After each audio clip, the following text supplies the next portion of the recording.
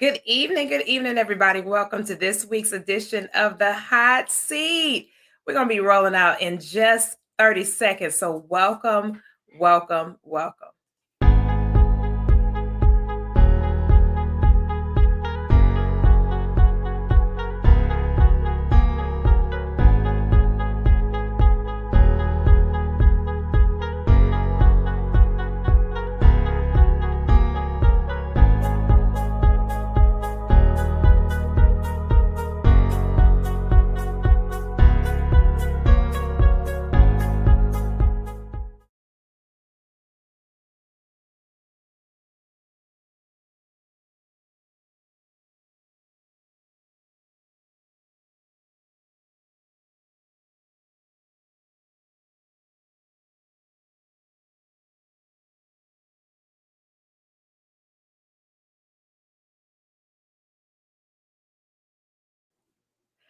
All right. Good evening again, everybody. Welcome to this week's edition of the Hot Seat. I am your hostess with the mostest, P. Koffe Brown. And as you can see, we got a full panel on tonight. You guys can actually go ahead and share from my page to your platform so that all your community can be able to tap into the conversation for tonight. We are getting ready to have a dope conversation. And as you can see, we got a full house on tonight. So first, we want to welcome in our social media platforms, Facebook, LinkedIn, Twitter, Instagram. Well, we're not on Instagram just yet. We're in Facebook, LinkedIn, Twitter, YouTube, and Clubhouse. So welcome in, everybody, to the Hot Seat. I am fired up about the conversation that we're getting ready to have tonight. It's getting ready to be crack-a-lacking tonight. We got a whole bunch of new people to introduce for tonight. My name is P. Koffe Brown here in the great state of Texas by way of Houston, and it is going to be a popping conversation on tonight. So I am going to be introducing you guys to some great guests on tonight. Our topic of discussion is, do we have to lay together to stay together? We're talking about this dating world that we live in now, where everybody says that you got to give up some cookies or give out some sausage or some snack chips, whatever you want to call it, to be able to have a great relationship. Have we crossed over to that? Is it that everybody is having sex? Is everybody having sex in this dating game? Everybody. We're going to talk it out tonight, and we're going to hear from our panelists. We got some interesting takes on the conversation tonight, and you do not want to miss this interactive, intriguing, interesting conversation that's getting ready to pop off. So I will let you meet these wonderful panelists we got in the building on tonight. They're going to introduce themselves in 30 seconds or less to let you know who they are and what's going on with them in their world. So we're going to start off with my great friend, the friend I've had the actual longest out of all our panelists tonight. He's actually my personal coach, and we've been friends for a couple of days, give or take. Don't want to tell all our secrets. People be trying to figure out how young we are and all this kind of stuff. But I got my homeboy in the building, AD Roberts. AD, holla at the people. Let them know who you are. Yes, this is AD, and Koffe is a wonderful friend of mine, and I am a success coach, and I'm also a certified clinical hypnotherapist. So I get a chance to add a little spice and a little different perspective on a lot of things. So glad to be here. That is what's up. Next up, we got my homeboy, the bearded one with the Silver Fox Ministries, the Zaddy in the building tonight. Santa Claus himself, my homeboy, Rob Malloy in the building. Rob, introduce yourself. Hey, what's good? First and foremost, thank you for the opportunity to be on the platform. It's definitely a dope situation. I'm Rob Malloy. First and foremost, I'm a father. I'm an entrepreneur. I actually have a second career in life, which is modeling and acting now after the age of 40. So that's what's going on with me. And again, I appreciate you for letting me be a part of this situation. That's what's up. Thank you for being here. Now I got my new homegirl in the building, brand new to the platform. Her first time, she's going to get christened tonight. Latricia, go ahead and introduce yourself, love. Let everybody know who you are. Hello, everybody. I'm really excited about being here. I'm an executive mentor and a chief spiritual officer committed to helping women win in every area of their life, helping them identify that place of power, that sweet spot, and be able to work it to their full advantage so they can have a successful life in business and in ministry if that's what they choose to do. So I'm excited to be here. Awesome. Awesome. Super excited to have you. My home girl, my twin. She a little lighter than me and everything. People don't know we twins and whatnot, but we twins and everything. She my soul sister, my girlfriend, my honey boo boo, my girl. She is my friend forever and for life. Guys, y'all, this is my home girl. To Mitchell, holla at these people. Hey, how's everybody doing? I'm Tamicha Pratcher. I'm a speaker, author here in Jacksonville, Florida. Author because of P Coffee, speaker, and just kind of aspiring with my nonprofit right now by helping under-resourced and underserved areas with the effects of redlining, and trying to kind of get that up right now. So that's pretty much what I've been doing. That's what's up. And Mitchell's been my friend for a very, very long time. So next up, we got the troublemaker. You got to have one in every family. If you don't, you ain't got no real family. I'm just saying. My homeboy, my peeps, my two-time international best-selling author on our two-time international best-selling author, Dr. Woods in the building. Doc, holla at these people. What's good? It's Doc Woods in the building. You know, I'm an entrepreneur. If you ever want a comic book, holla at your boy. YouTube host, relationship coach, the mostest. I'm saying the hostess with the mostest, and I'm handsome.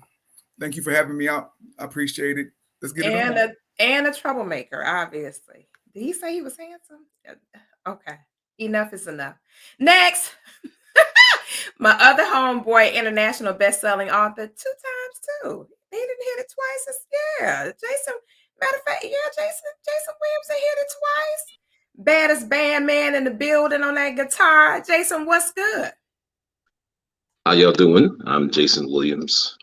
As Coffee said, I am an author. I'm a musician, businessman, and a minister. Just a jack of all trades, I guess is what you would call it. I'm just glad to be here and ready to jump into this conversation. Let's get it popping. All right, so next up, I got my buddy who, again, is another international best-selling author and brand new to the family. He's not really that new to the family, but he's new to the family. My boy CJ Randolph is in the building. CJ, what up? Newlywed in the building. Yes, ma'am. What's What's up, good? What's CJ? good? What is good? Uh, How at people? I'm CJ Randolph. I'm a seventh grade science teacher and an eighth grade football, basketball, and track coach here in Houston. Um, I love helping out people, especially younger kids, letting them know the potential that they have and helping them see that so that they can walk in their own responsibility. I'm just happy to be here. Not only am I a teacher, but I'm also a student of life. So hopefully I get to learn a little bit from everybody here and their wisdom, and maybe I can impart some on my own too. I know that's right. All right, CJ. So we appreciate you being in the building. All right, y'all. So one of my siblings is here. So just don't tell people everything you know about me, Tish. So my sister is in the building. Super excited to have her on. Her first time on the show. Been trying to get on the show for 4 years now, 3.5, 4 years. But whatever. So anyway, my sister is in the building. Lady Rob, holla at these people. Let them know who you are, Mama. Hello, everybody. I'm so happy I finally got on. Oh my God. I'm on the hot seat. Hey. Okay, let me stop.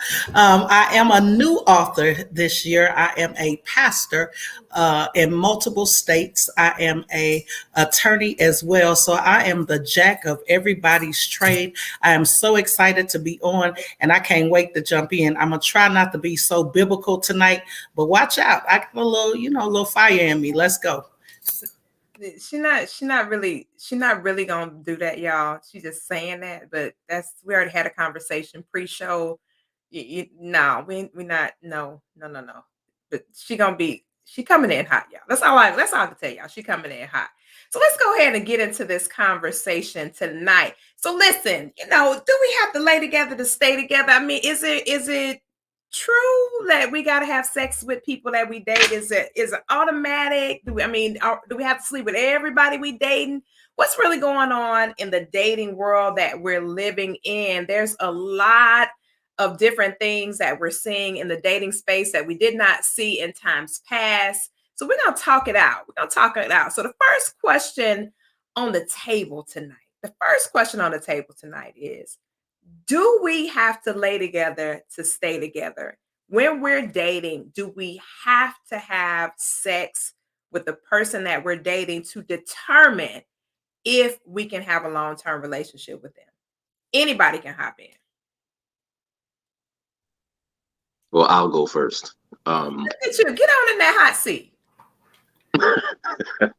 Well, the reason why I'm saying that is because, like I said, of who I am and my background, I would say no. In the world that we live in, most definitely yes. The realities of most people nowadays is premarital sex is a thing. It's not like it was back in the day where everybody's really truly trying to be chaste. I saw something the other day and a girl said, if we can't lay together before we get married, I don't think that's gonna work. And I was just like, hold on. So the women are like that now? Because back in the day, that was no. I'm even if they were lying, they would still tell you out front, no, you gotta wait, you gotta do this, you gotta do that. Now it's just like, oh, we don't care. So in the world that we live in, yes, I think it's just a known thing. But I honestly believe a lot of times it can create more problems than it solves. Because a lot of times we get into relationships, and I may be jumping ahead, but a lot of times we get into relationships with these preconceived notions of what we like and what we know. And if a person can't perform according to our history, not our current, but according to our history, now we're jacked up because you don't do it like Jimmy did it, or you don't do it like Sarah did it. So now I don't know if I like the way you do. But that's just my 2 cents. Y'all can keep the party rolling. Y'all have to be so cool. All right, I'll go next. I'm ready. In there. Let's go. I'm ready. He said a couple of things. One that I believe in, because I do believe that you should be married. However, I had a BC day. A before Christ day. Okay, so y'all hold on to your seat. Before Christ, I wanted to know that he could put the pipe down. Before Christ, I wanted to know that we would be compatible, not just in far as our education is concerned, as far as our morals and our standards. And I do believe that sex comes with responsibility. And so when you talk about having sex, you need to be responsible in doing so. Yes, I do know I have a 32-year-old who is not married at this time. But what I try to encourage her to understand is who she is. I think it's more about the individual person coming together with the other person and making it cohesive to what is good for the both of them, even before marriage. How do you know that you're compatible with this person? How do you know that you'll last a long time past just the 5 years or the 10 years? I'm going on 25 years married. So it's a ever changing situation, even in my own marriage. So that's what I feel. I feel like right now, society, because of all different kind of reasons, including to make sure that you don't just look like a woman on the outside or a man on the outside, but you also, okay, y'all don't want to go with me tonight. But you also, between your legs is what you representing on the outside. Let me go. I'm gonna yield the floor. I'll piggyback off of that, of what you said, and Lady Rob. I honestly, just to kind of marry the two ideas that you all were talking about, I feel like that because women now, especially women now, are a lot more sexually open. And so for a very long time, we were, I would say, suppressed and oppressed sexually. We couldn't really express ourselves. And now it's like just out there. You know what I mean? And so there isn't there's no moral compass anymore when it comes to do we have to lay together to stay together? There's no moral compass with that anymore. It's almost like if you haven't, now you're a weirdo. You know what I mean? So it's like, what you didn't give them none? What? So it's just kind of like it's almost like the adult peer pressure at this point. You have to, what you're dealing with. And I think what scares the hell out of people is the uncertainty of that. If I do hold out for a year or two before we get married and I get into this uncharted territory and it turns out to be utter and complete trash, what am I going to do? And that's kind of like what I think is the driving factor of why people feel that pressure to do that, to so they'll know, so they will have a certainty. And I can see why, but I also see the other side as well. So I agree with you. There's a lot of different factors that are affecting the decisions, when it comes to sex in the dating world right now. All right. So speaking of marriage, as you married that, I married my wife because that is what we both had separately identified after we got divorced. We both went into phases of I am not having sex with nobody other than my wife. Now, in those couple of years, did I have some slip up? I did. But that was me and my own conviction, CJ Randolph, Carl Jermaine Randolph. And that's something that was on my heart because I wanted to know who you were without any of the chemical rush of the physical lust, if you're going to throw it out there. And when it comes to having sex with someone that is not your wife. And so there were definitely some biblical aspects of it, of honoring God and stuff like that. But there was also just with my own experience of what has happened when I did lay with someone that I was dating, that I was blinded to a lot of different things and red flags that going forward with that wisdom, I eventually got to the point where it was like, from the very jump, I'm not doing this. I want to know who you are. I want to know true intimacy without the physical aspect. And then from there, as we build, yes, there's definitely, like you said, the fear of, all right, so I'm married now and and this is what I got to get used to. Well, the truth is, that's the beautiful thing of marriage. As you grow, you change. And if you're just honest with each other, this is what I like, this is what I don't like. You see that with a lot of people, that the marriage sex stops, right? So it was good when you were dating, but then you get married and it's not. What's the difference? So I think what me and my wife are like, let's reverse this. Let's get to know exactly who you are first. And then with the sex part, we'll grow even more with the intimacy. And I can say personally that it has been a wonderful idea for us to do that. So my real quick question, I guess, to anybody on the panel is that, okay, so we're talking about what CJ said, let's talk about what we like sexually. Do you talk about that beforehand? Because when you start talking about what you like sexually, that leads to all kinds of other stuff. So is that something that you're discussing beforehand, what you physically like, what you don't like, all this kind of stuff?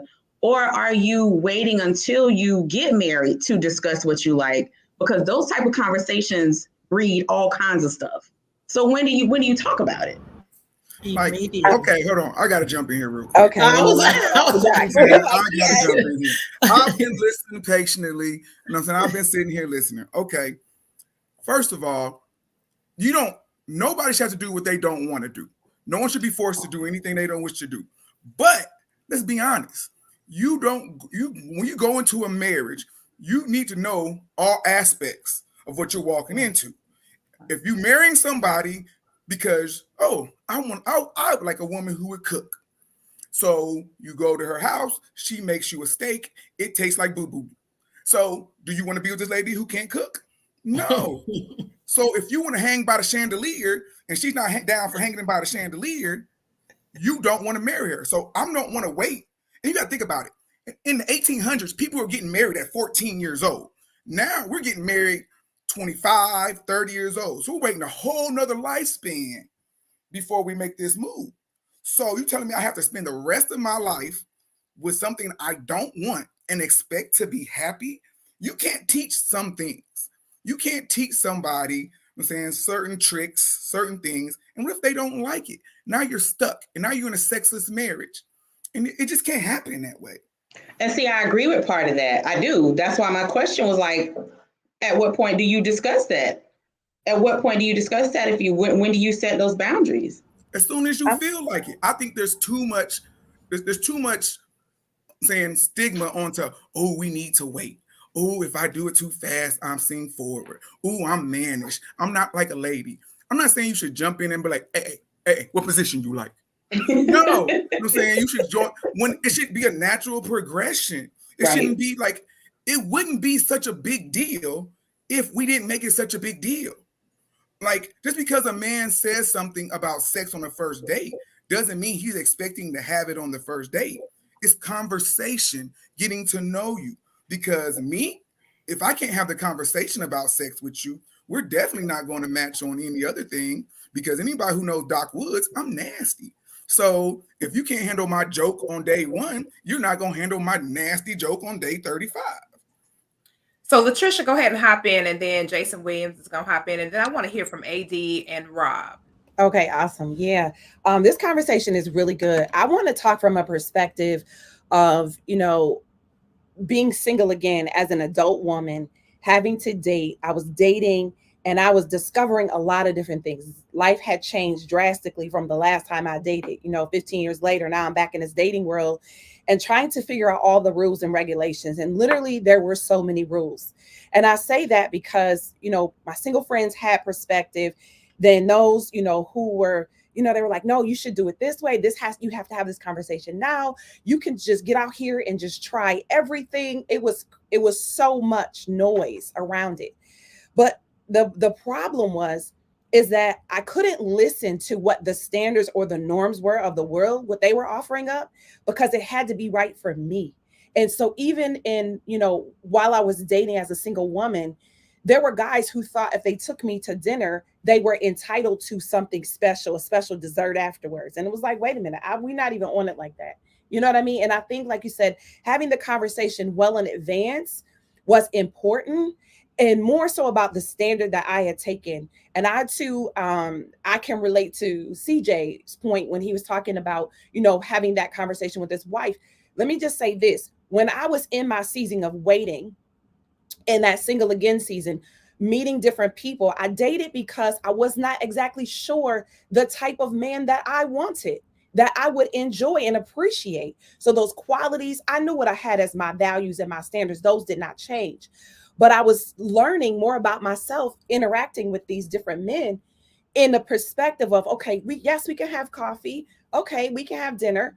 But beyond that, I set the standard. So I couldn't let their desires for me and their expectations of me to lay with them determine how I was going to respond. The answer to me was no. And I don't know you that well. I want to take the time to get to know you first as a friend and develop into something greater. The great thing about it is in that process, the decisions that I was making was based on me and not somebody else. And then I will say, and we'll continue the conversation later, what I will say is I'm grateful for the conversations that I had up front. When I met my husband on a plane going to Atlanta, I had no idea that this man was going to be my husband, that God had preserved him for me and me for him.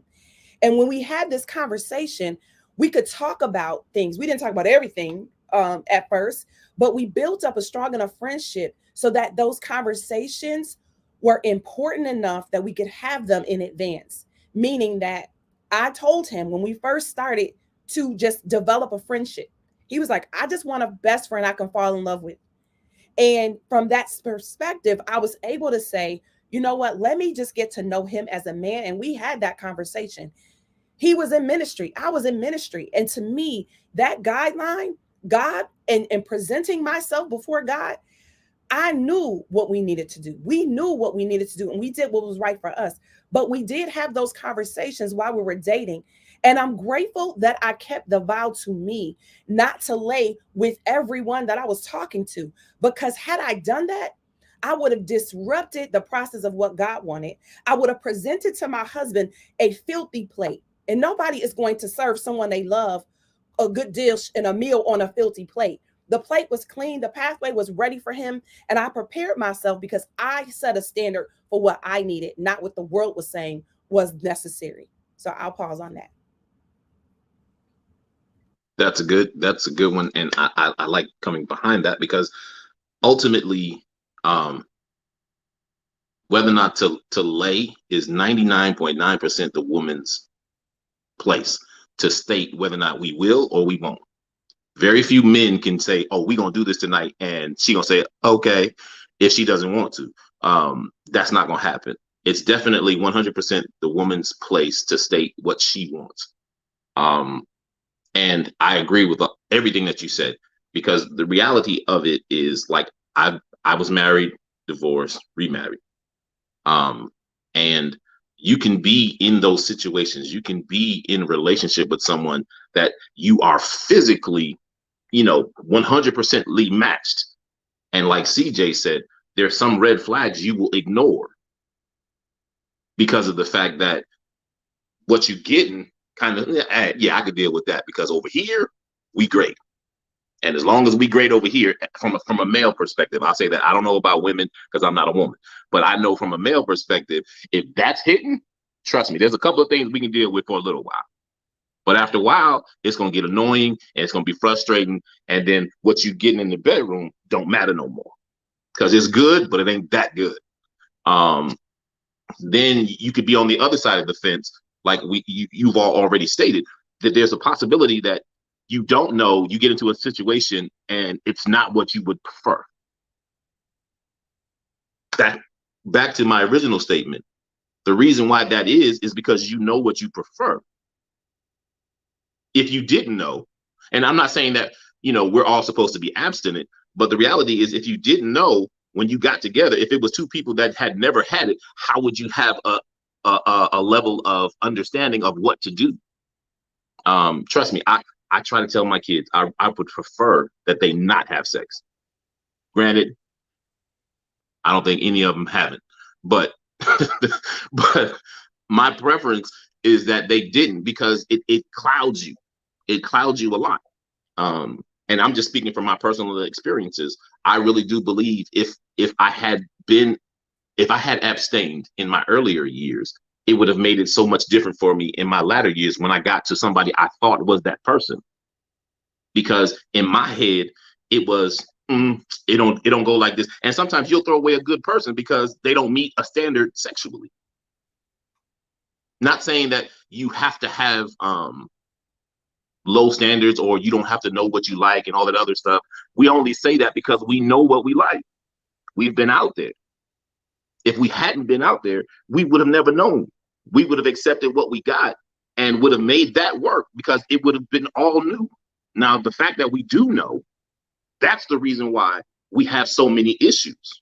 That's the reason why we have to lay together to stay together because we know something we probably shouldn't know at that particular time. And I'm not trying to be spiritual. I'm not trying to be super deep because I wasn't that one. I'm not going to lie to you. So I'm going to be straight up. But I'm saying it from my personal experience because I would prefer, like my kids. I tell my kids, like I told you, I told my kids, they're in their 20s now. And I would prefer they didn't because it can definitely keep you twisted. And I'm just ending right there. And that doesn't make sense to me real quick. That doesn't make sense. Doc, hold on. Because I haven't heard from AD or Rob yet. So I want to go ahead and get them in, but I have another question that I want to put on the table. So the next question that's on the table that we're going to talk about, we talk about women having standards when it comes to sexuality, women having apprehensions about, having multiple partners and things like that and wanting to preserve themselves. Is there an instance where a guy feels the exact same way, where there's a guy men have standards and they want to preserve themselves and they want to kind of refrain from a multiple partner experience in that dating vein? Or do men just look at sexuality in a total different light in comparison to how we look at it from the sexual space in the dating world, AD?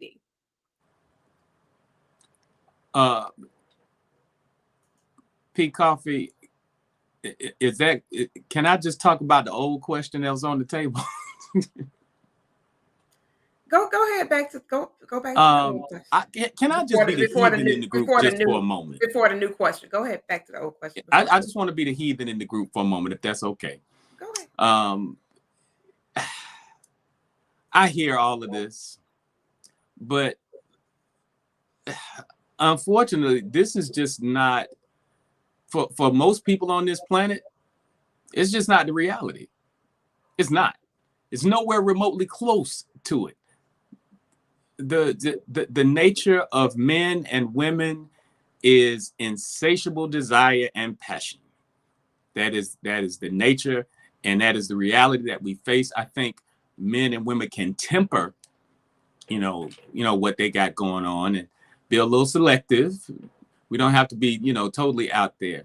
But, how can you, when you start brokering the idea of being in connection with someone, and intimacy at a physical level is absolutely off the table, most women gonna have a problem. Fortunately, Miss Davis, she found her man on the airplane. Her plate was clean, and he was ready to dine. But for most of us, most men and women, that's just not the reality. Sisters, they ain't trying to hear that. Like, they trying to put that thing on the table right off the rip and say, "What's up? What is it doing?" So for me, I want to see what that thing talking about. I'm not trying to see sit up here and hold your hand for 10 months or a year and all of this kind of stuff, and we just sitting there going to the movies and eating ice cream. You all on this panel are absolutely wonderful, but you all are the anomaly. You really are. You're not the norm. You're not the standard. You are the outliers, and I can appreciate that. And being the outliers in equations and statistics, this maybe the audience can gain a little bit of something from us. But I think if we could kind of turn a little bit, and from an advice standpoint, saying some of the beautiful aspects of abstaining or holding off and all of that kind of stuff, or what have been the benefits, and how did you do it? Because that's a major piece, in this variable, So that's my 2 cents with regards to that question.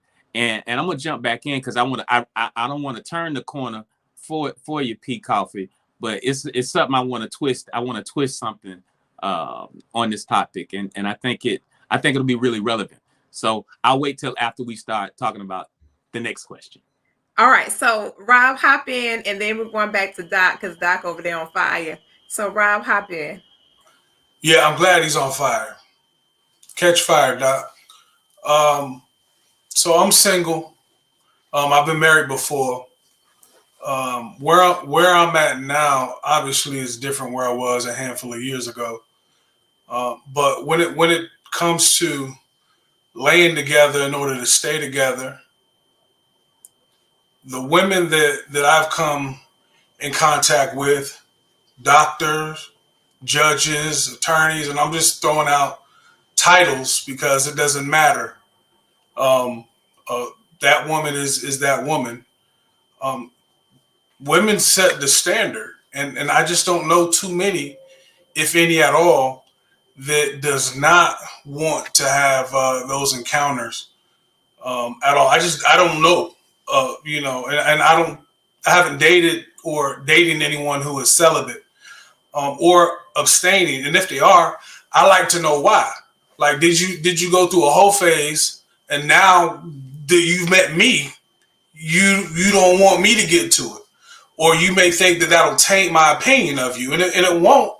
I just want you to keep it 100 though, and so that's the thing with me. And I don't, everybody said what they said. I really want to move forward, but I think it plays a high part in the hierarchy of needs. If all these women have these high sex drives, right? If all of them, what you doing? Like, what are you doing? And then if you meet somebody, then what you gonna do? Is what I'm trying to figure out. So, I understand. I understand. This is my non-social media answer. So I'm just gonna always give it to you raw on this broadcast. But I just, I just don't see it. So I feel like women set the standard, and men will set the tone, meaning we'll follow suit.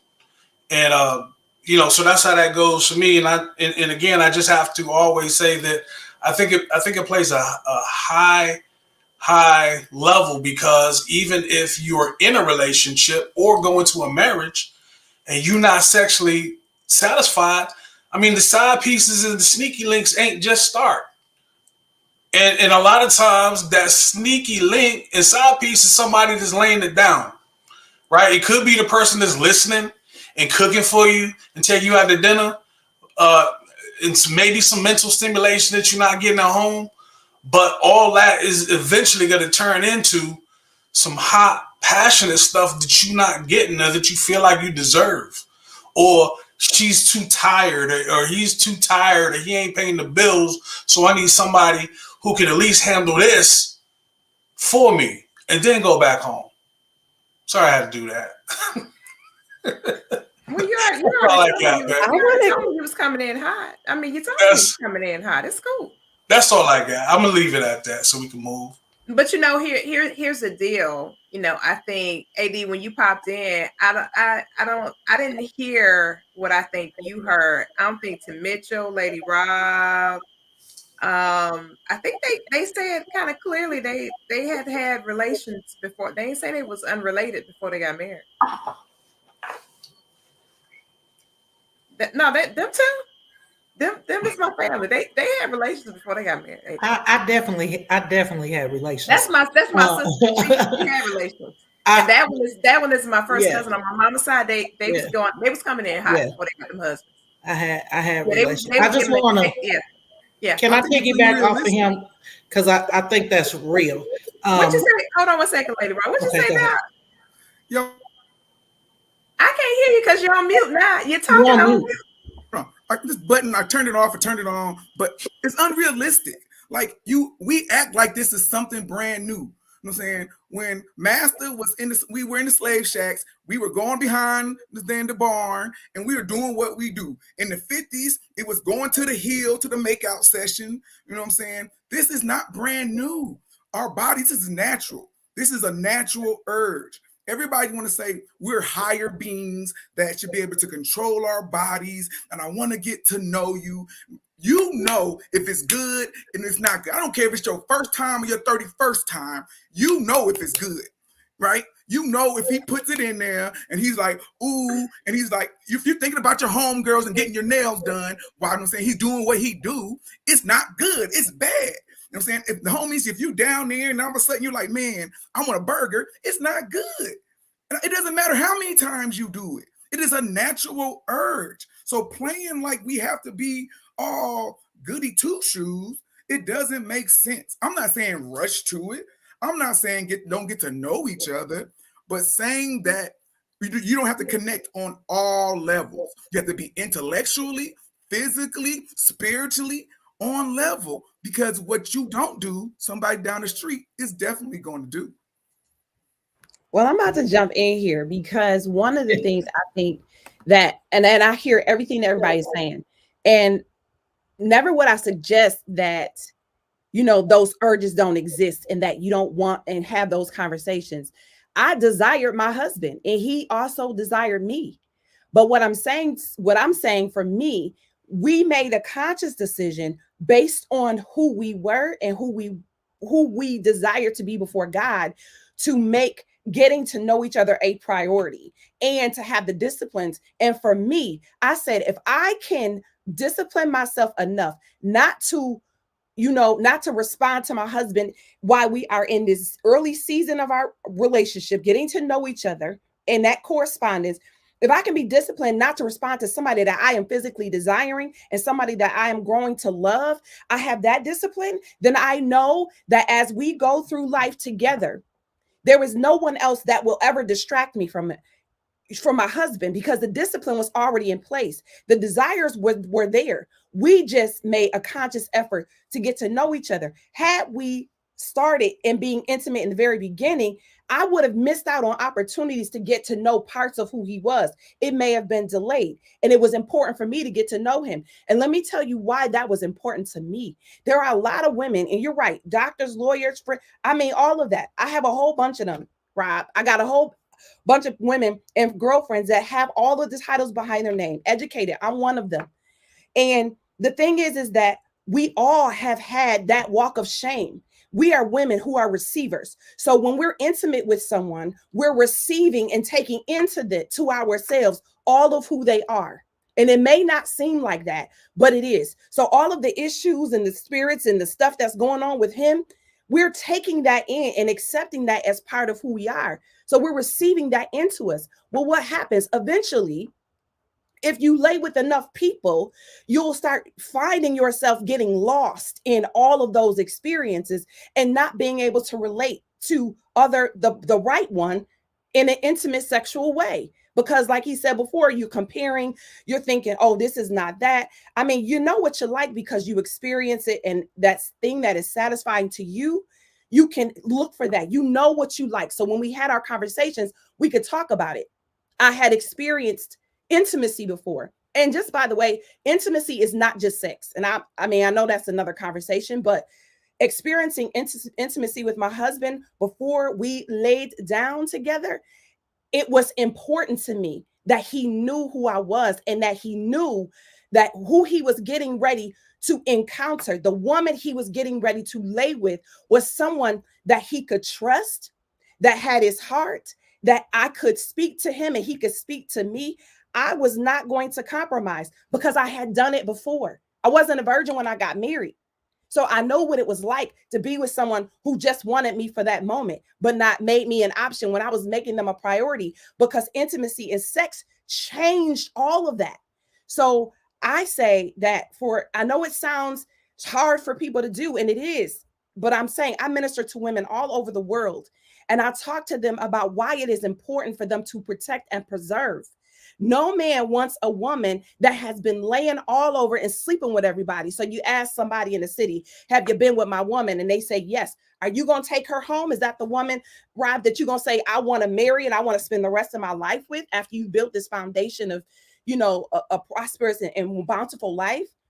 Probably not. But it is still your choice. And I think that we as women have to go back to saying, if I lay with him and he makes a decision that he doesn't want to be with me, or he needs to try it out before we stay together, then bye.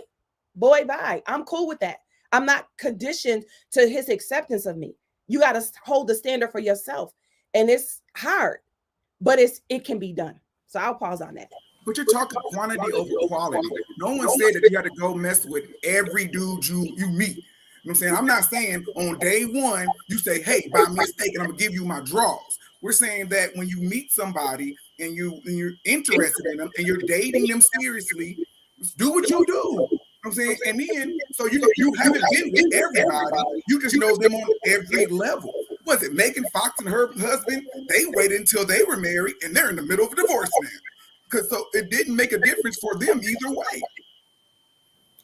I think, if I can jump in real quick, I think that you have to know your goals and your aspirations and what you want out of life. I think that's what she's saying. But I hear what you're saying too, because I do think that in some areas, people want to know what they're buying. People want to know what they're receiving. Yes, we do have a body, and I was very, me and my husband, we did, and then we did it twice before we got married, and then we both made a decision to stop. We made that decision because it was important for us to know that as we walked into this relationship, that it meant something more than just sex. That's why we did it. We had the conversations. We had the conversations about which way I like it, which way he like it, what positions we like. We had all of the, and I think all of that is necessary too. I don't think that you should go into a relationship and not know what the expectation is on the other side. If he was freaky, can I be freaky like he wanted?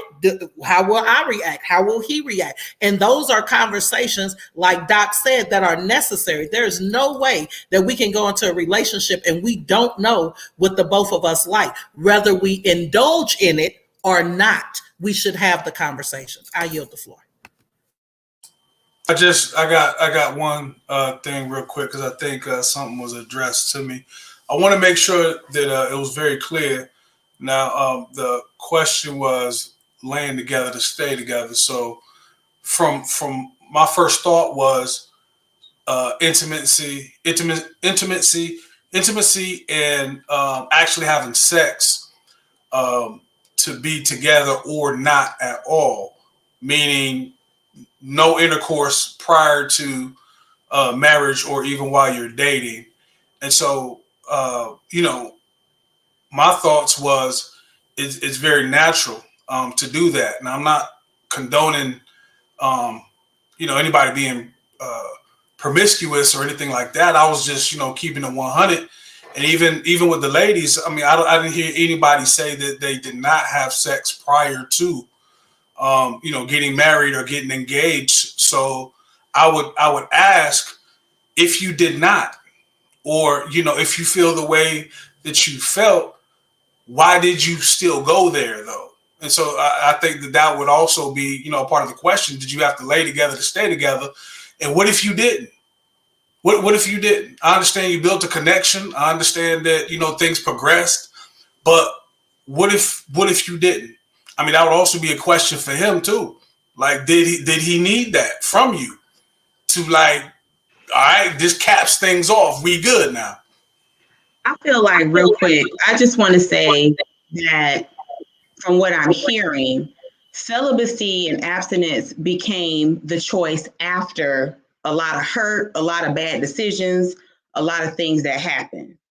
And I think that sometimes when it comes to holding out, maybe the second time around or during that singlehood, a lot of that has to do with fear, one.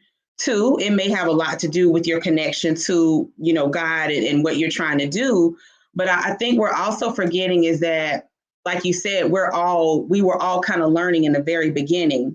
And then we kind of started to backtrack and retrace our steps and preserve and do all of that stuff. But it's like AD said, like, now this is an anomaly. You know what I mean? Now we're in a situation where we have women women and men. It's not just women. It's men. They're going to do it. You know what I mean? So what is our advice to the people that, one, do want to hold out, but still keep it real? And what is our advice to the people that didn't hold out, but want to make a change? You know what I mean? So it's like we got these experiences, but we didn't come out the bat like that. We started being abstinent and started to try to, switch some things up after we made a bunch of mistakes, which is okay. But I'm just saying, it's like we can't come from a place of you got to do like this, because now we got to take people's baggage and all their BS, and we got to try to maybe build them up to what, is going to work best for them. So I don't know. I just feel like there's a lot of different factors that would cause somebody to hold out, because they're just not coming out the gate like that, especially this day and time in the 30s and 40s. And unless we're in agreement as a man, I'd be upset. So now you telling me that you went through your phase and now you want me to sit here and wait and hold all mine inside because you went through that phase. That's not my fault. If I'm doing the right thing and I'm being good to you, and plus, first I'm put out there, I don't want a woman who would tell me yes right away anyway. Part of the fun is the chase for a man. I'm saying, I want to be able to court you. I want to get to know you. I want to know that you're worth it. You know what I'm saying? Before you say yes. So from the first date, you're trying to get me to your house, I'm gonna be like, this ain't the one for me. So let's get that out there. We're not just saying. That's what I'm saying. That won't work. That won't work for you. Yeah. And because you're so upfront and you know exactly what you want, you can have that conversation and vet that person out immediately.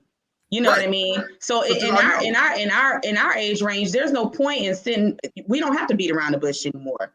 And It sounds like you and to super tell you out there, straightforward. You can before say I got exactly married, what you want to say and be before done. me and my wife laid down, she made me wait a year, a whole year. So I'm not saying waiting is a problem, right? But when you talk about going 2-3 years, now as a brother with a high sex drive, I'm looking at you like you tripping, and you gave it to somebody else. I'm out here doing backflips and cartwheels and buying dinners and all this, and this brother said hello and Take you to the died. movies. It is on, man. I'm heck nah. Now, I think and to your second question, Miss Koffe Brown, yes, there are guys out there that do have that standard. Very rare. I know a couple of them. I am one of them, but that was after my wisdom of doing things. Sometimes learn what you do want, you first learn what you don't want, and you keep on going in the same track. That's me. Once again, my personal journey. Um, and so in that aspect, yes, we all have desire. Yes, I would have knocked down any pretty thing with a nice little something, you know what I'm saying? I wanted. Sometimes I had to lock myself in the room because that's the standard that I had for myself, right? And then even with my wife, yes, we talked about it. Once we got comfortable, I'm a jokester. She joked back a little bit, and then we're like, communication. Really, when it comes down to what everybody's really saying is communication up front. Are you cool with this? All right, I waited a year, baby. Come on now. Something's got to give, right? And that's where there's communication or just the natural progress of things. I think Rob may also hit on it, and it's just going to just be honest, right? Be transparent. Like, what do you do in that waiting point when you have a desire? What did I do? Jacked off, beat the meat, choke the monkey, whatever, right? Just being honest so that I would not cross that boundary with her. I had to handle it myself. All right.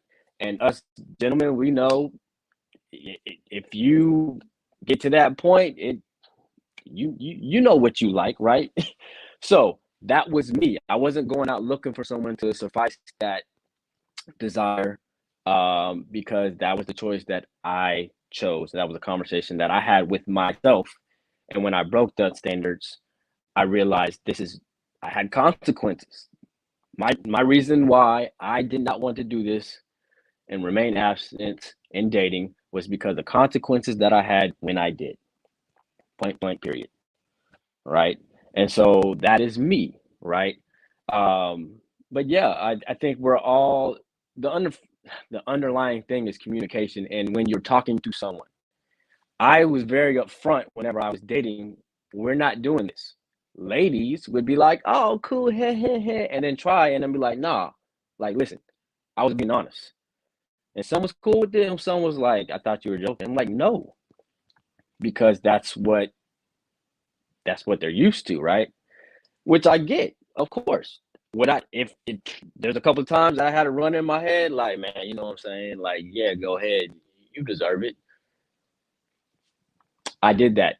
I made some mistakes, right? And so that's where I came up with it, to where if someone else wasn't gonna handle it, I'm handling it myself, and that's how I control the desire per se, and being remaining abstinent until my wedding day. Now you brought up a real good point because that was another question. Somebody had sent a message on the back because they didn't want to put it inside of the actual chat where it could be seen live on the screen. But a woman did message and say, oftentimes women will play the game of not having sex with him because she's having sex with herself. She's making certain she still gets what she needs without giving it to him for the sake of being hurt, burnt, or feeling like she's just another object for him.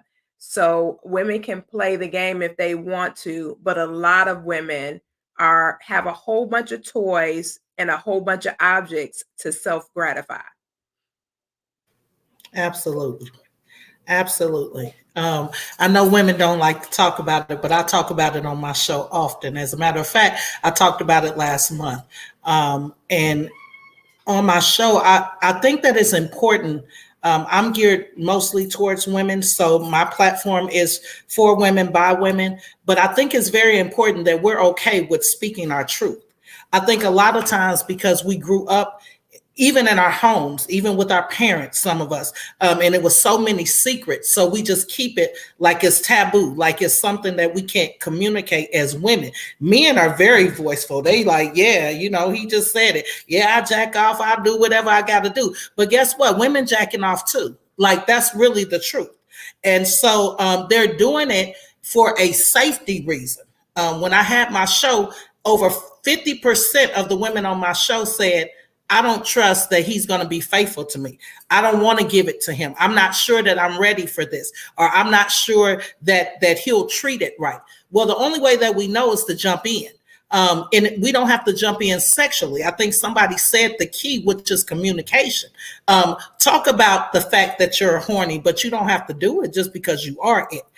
Even I teach this, but I'm not saying that I've never done it. And so I like the fact that we are being transparent tonight, because we're going to help some women on this line for real. We're going to help some men on this line for real that don't have to run and hide and sit up under the covers and hide their face. People don't talk about it in church, but it's real. It's what we're really going through. It's what this world is really facing right now with everything that's going on. And everybody's sex drive is high. So although I teach abstinence, I'm not crazy enough to believe that 90% of the people that I teach that to are abstinent. And so I just thank you for the platform here. But I will say, women, we're doing it because I just said they want to feel safe. They don't feel safe with men, not with their bodies, not with their emotions, not with a lot of things. So we need to open up and communicate better. I yield the floor. And what happened to the bases? Because when we say lay together, we automatically jump into penetration, coitus, right? Whatever happened to the bases? When like you're a kid, oh, I kissed you. You know what I'm saying? We held hands. I went under the shirt. Why can't there be the steps still? Why does it got to be full wham, bam, thank you, ma'am? Maybe if you slowly moved into it, you know what I'm saying? Because there's that compromise. If I have a high sex drive, but I care about you and I know you're not ready, so, maybe we can do step one, you know what I'm saying? And if I respect you and love you like I say I do, I'm going to be understanding of that. But then you also giving me enough, so I feel, satisfied, like, okay, she did me, so I'm getting what I need, and it grows. Why does it got to be straight into it? Like, I remember doing that, like, okay, I'm saying my wife, and I'm calling myself out because I'm a freak, but she suffered me. She made me suffer. All right. She made me wait for the long haul. But I also remember we we kiss here, we touch here. And it wasn't just dying for a year. There was baby steps. What happened to that? And you're right. That's important that, in any relationship that you're in, that there's affection, there's connection, there's a bond there. Because I mean, even before, like you talked about, actual compilation and actual um that level of commitment to the relationship as far as the physical expression is concerned. I mean, let's just face it, if you're dealing with somebody and you say, well, I don't want you touching me or whatever, and what if they just a horrible kisser and you're a great kisser and you love kissing, and you find out, you turn around, marry somebody, and you like, this fool, well, I mean, I can't do nothing else. I mean, this joke can't even, I mean, he can't even, I mean, I ain't got no moisturizer or nothing from this joke. I'm coming in cold. So you're right. You have to have that bond forged with the person, and while you're connecting to 'em. It's reality. But I will say this, out in the world of dating, I'll tell you all this, and I'm gonna go back to AD because I know AD wanted to spice things up a bit. Um, so there was this guy I met, AD, interesting dude, older gentleman. God bless his heart. God bless his heart. This was a while back. God bless him. God's gonna really bless him. The son of God, he was like, I think you're absolutely gorgeous, and all of the crap that sons of God say to women. And so I just Kept looking at him. I said, what you want? And he was like, what do you mean? What do I want? I said, you're after something. Because all this extra complimenting and all that, what is it that you're after? I just think you so amazing and da da da da da da. And finally I said, I won't say it on here, but I said some choice vocabulary words. Some of them had 4 letters, some of them had multiple letters, thus and so on and so on and so forth. But ultimately I said, let me just help you help yourself, sir. I said, I don't have a vagina. He just looked at me and said, what? You don't have a vagina? I said, no, I don't have a vagina for you. I got one, but I don't have one for you. So considering that's what you really attempting to get to, you're not really trying to know me. You want vagina. I don't have one to give you.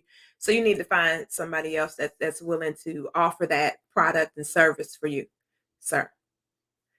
And my whole thing when it comes to dating, Rob, AD, Doc, CJ, just be very forthcoming. I like a man who is direct. I have no problem with a direct conversation. Some of these people, they just want to express themselves physically. They really have no intentions of having a relationship. They don't want a relationship. And it's the truth. They want to experience you. They want to physically experience you. Let's just keep it up the whole buck. I'm not going to be offended by you saying, I want to tap that, smash, whatever terminology people use.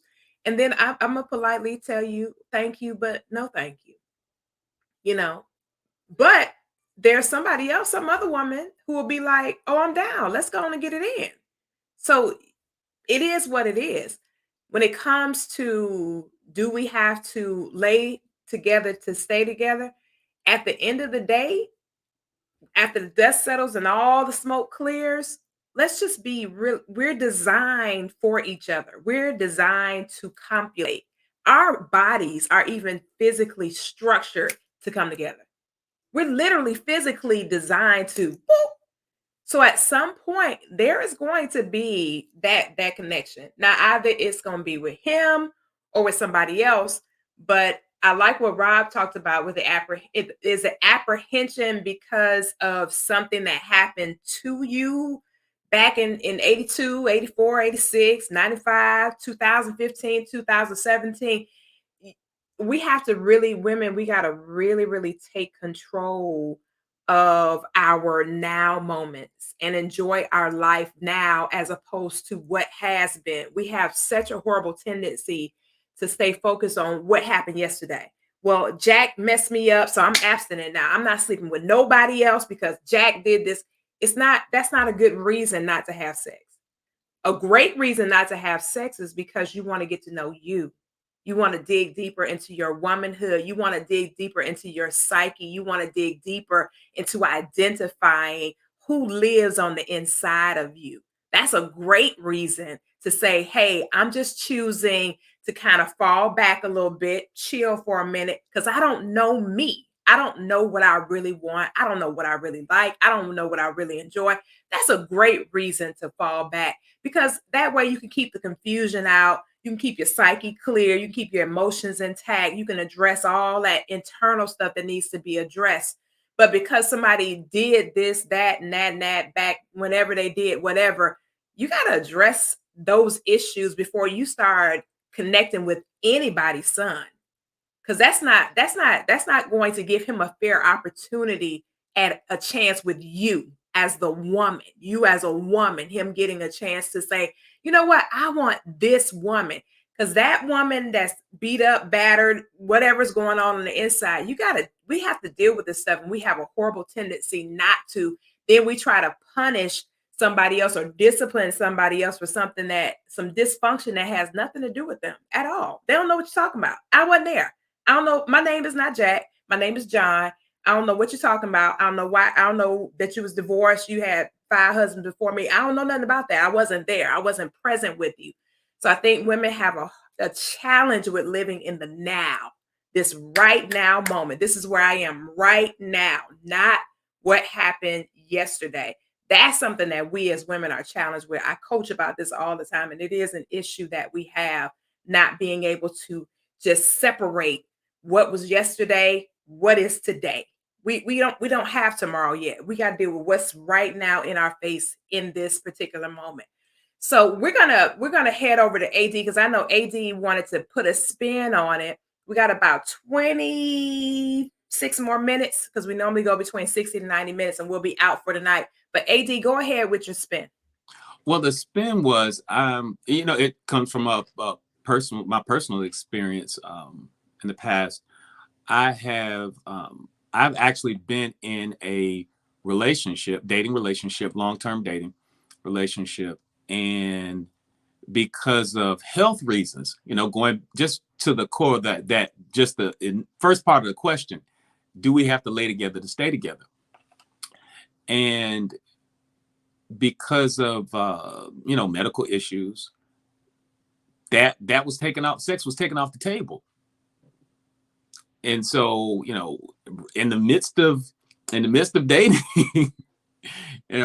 we may have started off, swinging from the chandeliers, but then, came life, and it was a matter of, we can't. That's off the table now. So now what?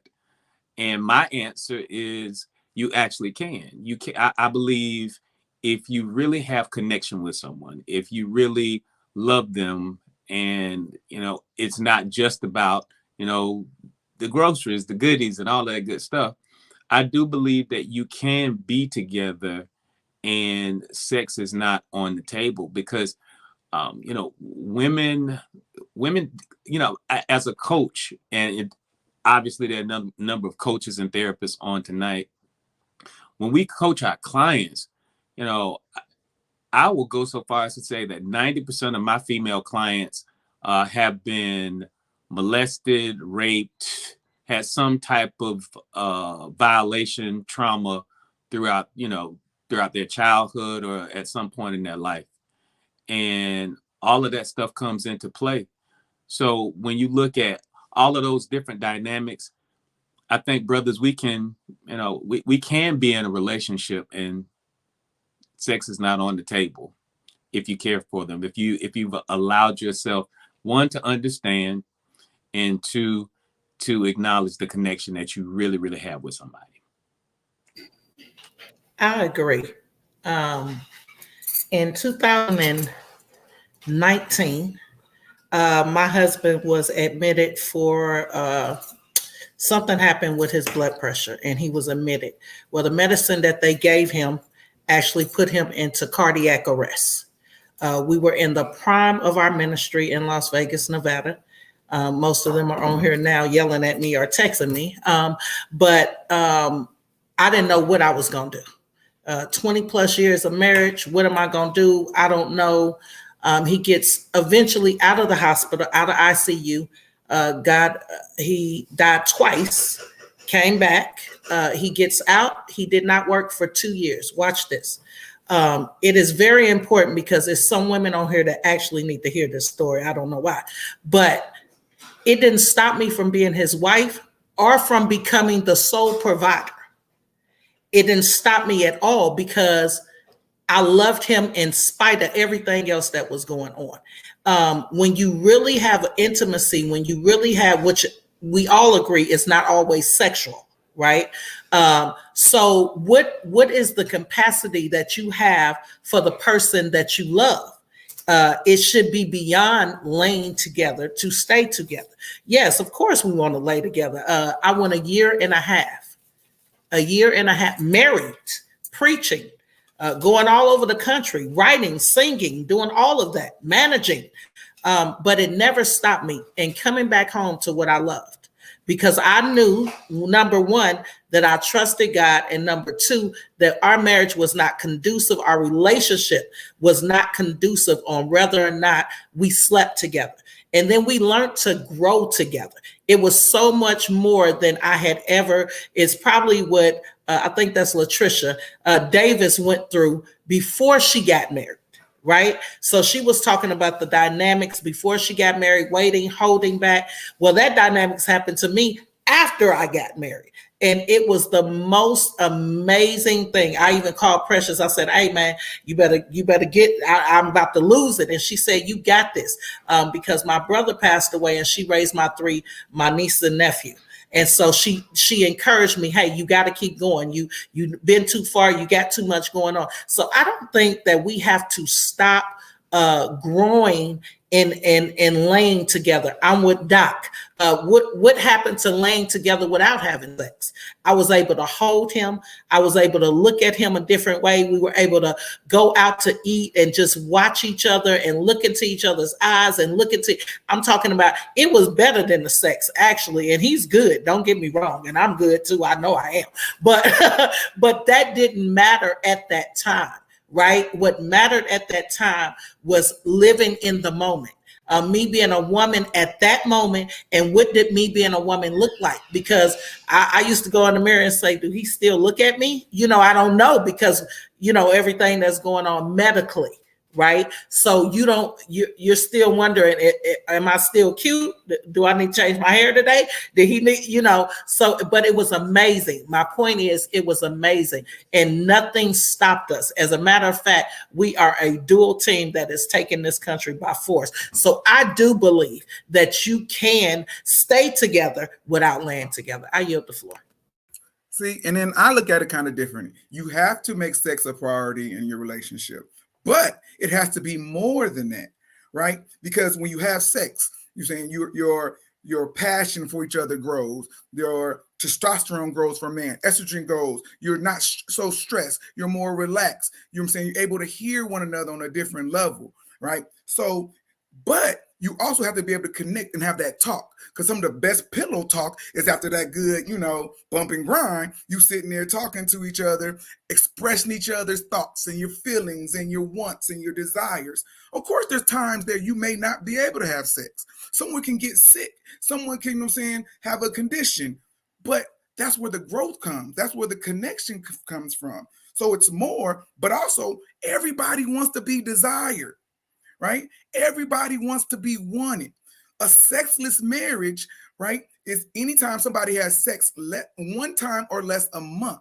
And those are times when somebody is walking out the other door, checking somebody else, feeling bad about themselves, causes depression. All these things come from a sexless relationship or a sexless marriage, right? But then I'm going to say one more thing before I let it go. So ladies, so you waited this time, you meet Mr. Right, y'all dated, y'all booed up. He's all, man, he waiting for me, man. That's my love thing, right? So the night comes, you get married, you go up to the room, you getting all sexy for him, and he gets undressed, and he pulls out a winky. What y'all gonna do then? Once he pulls out this bad boy, what are y'all gonna do then? You wanted to, so now you got this coming to you. Pulled out of Vienna sausage. What in the ham fat just happened to the show? A whole Tootsie Roll. A whole Tootsie Roll. Look, a whole. Now where the love go? Now where my thumbtacks? The little Tootsie Roll. Oh, not the Tootsie Roll.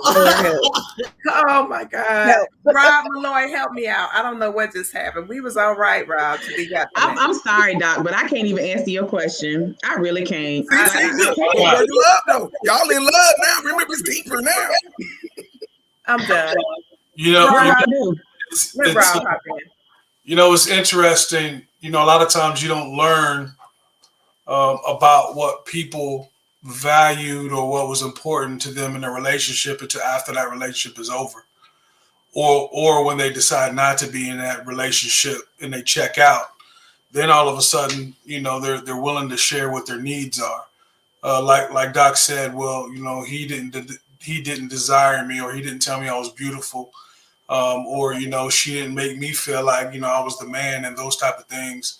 And so I think it's unfortunate, but all in all, Lady Rob, I appreciate you sharing that story, because a lot of people needed to hear that. They needed to know that you have to have a foundation, right? And that foundation, it has to go beyond the physical, because if you want longevity, before the show, I was telling AD and Coach Koffe that, my parents are 78 and 80 years old. And they've been married for over 40. I'm 46. So older than me. And, and so we'll be celebrating their birthday next weekend. And I know they ain't doing nothing. Like, I'm putting their business out there. Hey, I know they ain't, but I don't know what they doing. I know they ain't doing nothing. Right? I don't know what they doing. They ain't doing nothing. I'm joking, but the intimacy, the way that they love each other, is so evident. Just the way that they look at each other, just the way they talk smack to each other. It's like they have something so special to where they don't even have to literally be in the same room, and that they love each other. And, that's something that I desire. Definitely, and it's something I can appreciate. But again, I know that the foundation has been there. Like I don't know what was going on before me, but as they was coming up and as they was married and things like that, I asked my mom on her birthday, why you married this brother? What was it about this brother? And one of the things that she said is he looked good in a suit. He's retired Navy, right? She said he looked good in a suit and he was a good provider. Those were the two things that she ain't say nothing about. He had a nice afro. His beard was on point. She said that, he was a provider. And, so that just let me know that it was some things beyond the physical. And then, sometimes people come into your life and you learn from them. And it's things that you didn't even know that you needed. And so, that's just the beauty of development and growth. And if you can't be with somebody that you can learn from, then I don't see the point. Rob, that was so good. Thank you for sharing that, because it reminded me of my grandparents who were married 60 years. And when my grandfather was in the hospital, she was like, you owe me 60 years. And so she climbed up on top of him in the hospital bed and started kissing him. Now, we were all disgusted and grossed, but it was the cutest thing because that's what they do. And even in their 80s, I'm like, she climbing on top of the hospital bed, kissing him, saying, no, you owe me 60 years and you're going to get up from this bed and you're going to come home. And guess what he did? He got up from that bed and he was home in 2 days, right? And so they celebrated 60 years of life. But what I learned from her is even in those moments when they would do things like going to the movies and they would sit and talk and have tea, or she would just lay her head on his chest while they were watching the movie. Those were the moments that I desired to have. And I knew that in order to get those 60 years, that I had to build a foundation on friendship, a foundation on trust, a foundation on truth. And one of the things I'll tell any woman who is in waiting, because there may be just a few of us left out here in this world, but I will tell them that it is worth the wait. He is worth the wait. That moment, those intimate moments that will come along the journey is worth the wait. The most beautiful thing that I learned about my husband as he was courting me and loving me and showing me God's love here on earth, he said, I am here to love and to cherish you. That's why I married my husband. It was because of how he loved me. And I knew that I said, if I'm going to experience God's love, I need to be in God's presence. And I said to myself, I will know that this is my husband because when I am with him, I will feel like I'm in the presence of God. My husband was a worshiper. My husband loved God. He was in service. I didn't know who he was going to be. I didn't know who God had prepared for me, but I was preparing for the best possible person that God could have for me. And guess what?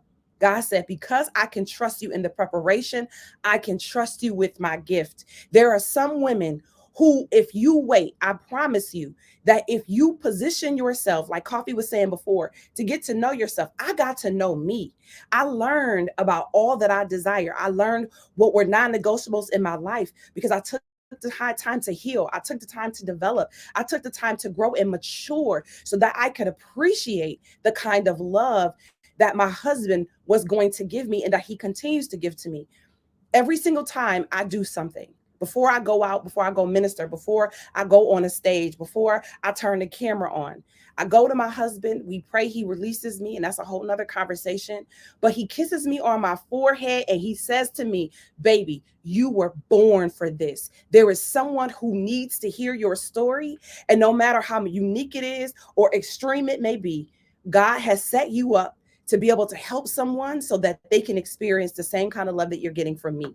And so that's what I want to encourage. That intimacy is developed. The most beautiful part of waiting for us was we got to experience each other in creative ways. We learned what intimacy would be. And so, faced with adversity, faced with any challenges or any of those things, I believe that we have a foundation that is strong enough to get us through that. So I just wanted to encourage somebody. I love it. And I will say this, the Thumbtack Ministries, we rebuke it.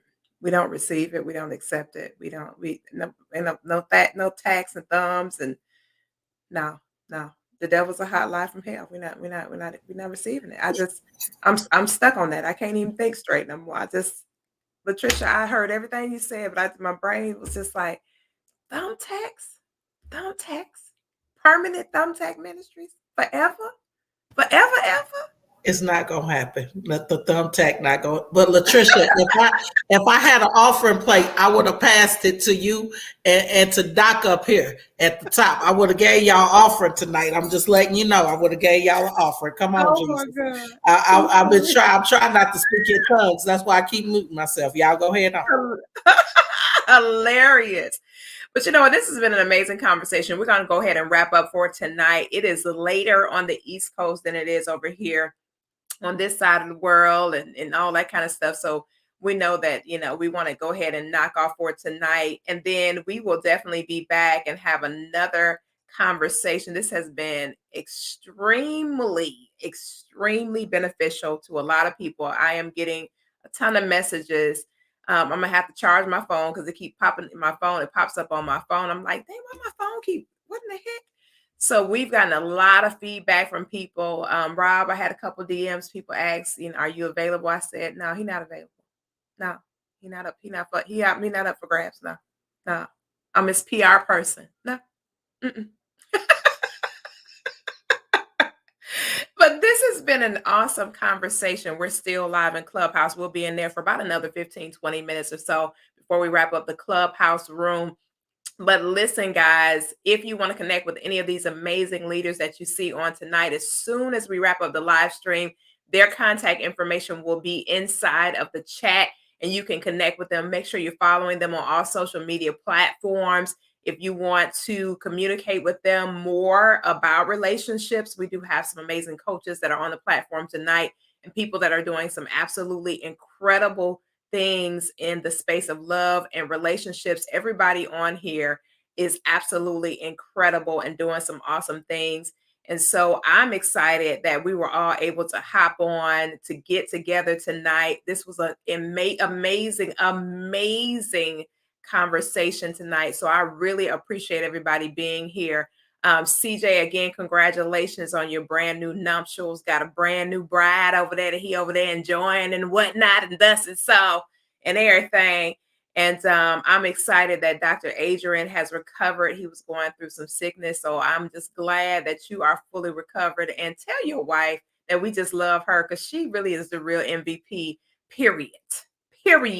She the real MVP, period. But we will definitely be back in the hot seat on next Tuesday night. You guys already know how we do. It's going to be popping. It's going to be crack-a-lacking. And it's definitely going to be thought-provoking. But until next time, grace, peace, and blessings to each and every one of you that tapped in on tonight. Make sure you like and go ahead and spread this wealth. Even after the segment is off, you can still share it to your community so they can hear this conversation. I love it because we always want to get different schools of thoughts and different perspectives. We all do not think alike, but we all have the same destination in mind.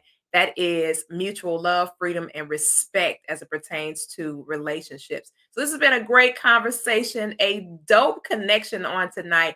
And we will definitely be back at the same bat time, same bat channel on next Tuesday night. Until then, grace, peace, and blessings. And remember, this is the year of double shalom. And we'll see you guys again soon. Good night, everybody.